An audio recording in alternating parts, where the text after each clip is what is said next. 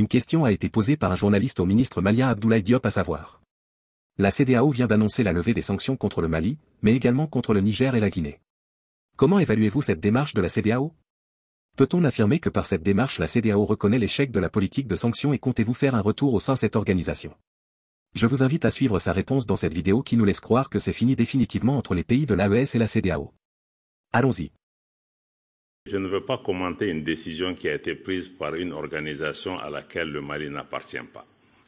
Et vous le savez, le mois dernier, le Mali, le Burkina et le Niger ont saisi officiellement la CEDEAO pour indiquer qu'ils se retirent sans délai de cette organisation.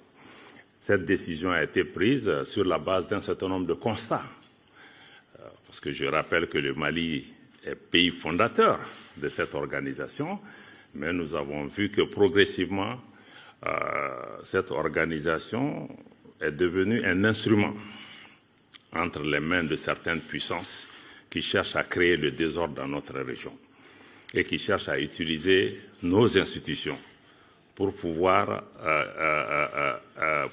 créer des problèmes au pays, créer même une menace, parce que l'organisation a mis sur la table une menace d'agression militaire contre un de ses États membres, au moment où notre organisation, il y a un pacte de non-agression entre nous. Le Mali a été sous sanction pendant près de 8 mois, un pays enclavé,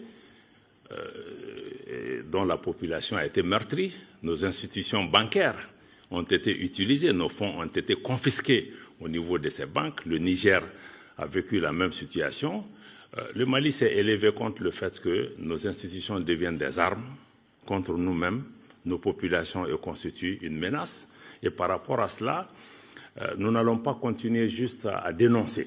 Nous avons décidé d'apporter aussi une réponse géopolitique en nous mettant ensemble avec un certain nombre de pays avec lesquels nous partageons les mêmes réalités, mais aussi la même vision de solidarité entre les pays, d'établir des liens de fraternité et de respect mutuel et de nous mettre à l'abri des situations d'ingérence. Donc, je pense que c'est ce qui est important aujourd'hui à retenir dans le cadre de l'Alliance des États du Sahel. Nous travaillons pour réaliser ce que nous n'avons pas pu réaliser dans le cadre de la CEDEAO. Sur la question relative à la MINUSMA, c'est vrai, depuis le 31 décembre, la MINUSMA s'est retirée du Mali après 10 ans. 10 ans au cours desquels la mission n'a pas répondu aux attentes des populations maliennes. Mais en disant cela, je voudrais m'incliner devant la mémoire des personnes étrangères comme maliennes, civiles comme militaires, qui ont perdu la vie et qui se sont sacrifiées par rapport à cela. Malheureusement, la mission de maintien de la paix n'était pas adaptée parce que nous sommes dans une situation de menace et de guerre asymétrique, de présence de groupes terroristes, pour une mission qui est chargée de maintenir la paix, comme le secrétaire général des Nations Unies lui-même l'a reconnu, une mission qui est chargée de maintenir la paix là où il n'y a pas de paix à maintenir. Donc elle n'était pas adaptée. Donc des moyens importants ont été engagés pendant ces 10 dernières années qui n'ont pas produit le résultat. L'insécurité n'a fait que se propager au Mali. Et il fallait changer de paradigme. C'est pourquoi, avec l'avènement de la transition, le président Goïta et son gouvernement ont décidé de mettre en avant le fait que la sécurité du Mali doit reposer en premier lieu sur l'épaule des Maliens. Et que par rapport à cela, il fallait renforcer les capacités de défense et de sécurité du Mali.